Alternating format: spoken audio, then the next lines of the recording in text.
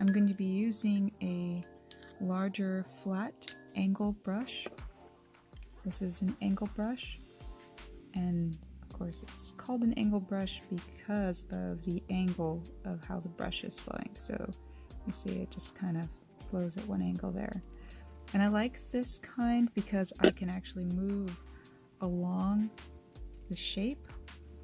If it's round or if it's square, I can move along that, and that point helps me have so much control. So I'll show you really quick.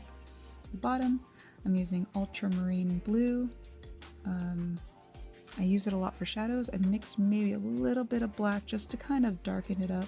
And I noticed that with my acrylic paints that if I use a little bit of black, it also makes it more, there's a lot more buttery texture if I'm mixing the paints as opposed to using it straight.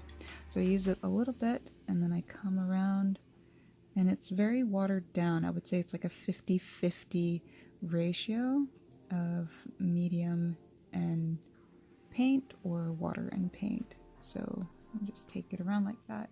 And you see it immediately made it darker, but it didn't take away that purple color. And then what I'm going to do is just like with a damp brush, it's still pretty,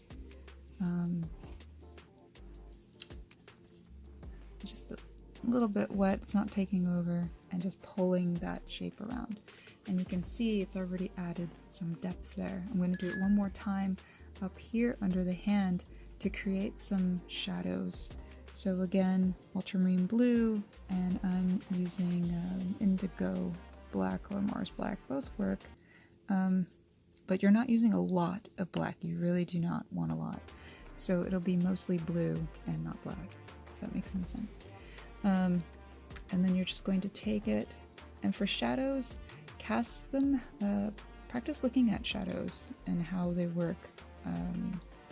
That's actually how I learned. I was paying attention to shadows and how they fell, and the little light source that's underneath your hands, like this will be dulled out a little bit more once I come in later, and then just pull that to create that shadow. And what ends up happening is it ends up just like being really soft, and you could still see kind of the line from this because you don't want to take away. And if you feel like it's too dark, you can continue with that kind of damp brush and keep pulling it. And so, you know, you can always correct yourself with acrylics. Let's see here. I'm using just mostly ultramarine blue right here because I'm going to eventually cast a light from this. And the darker that you go and build up the layers into light, it will actually really create this a nice bit of depth, and that's kind of the goal of these. Okay, so I've gotten some shadow there. You could see how it's like pushing back a little bit. I'm going to soften this line and a little in the layers as it goes. I'm not going to do it right now, but I wanted just to kind of show you a couple of techniques with these brushes, and as long as you know your tools and figure out how to use them to your benefit, it really helps to increase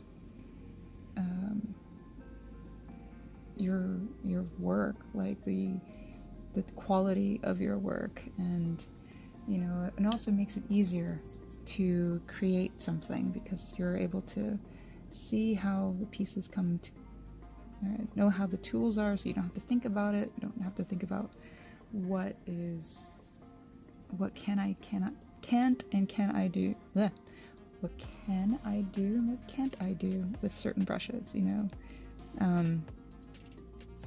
But you can always find something that works in your favor or works with how you feel. You can also, with this, not mix it, the ultramarine with black, but you can also mix it with the dioxazine purple, which is probably one of my favorite colors to work with. And it still creates that shadow. I'm way off camera here, but you see right there, it is creating a shadow. But with the glazing technique, you're going to need multiple layers. It's not just going to lay flat, just like that. Okay, hopefully that helps you. I'm going to continue to work on this painting, and if you have any other questions, don't feel free to message me in the comments or to reach out to me, send me a DM, I will try to get to the questions and answer them the best that I can. Okay? Peace and love, and take care. Bye.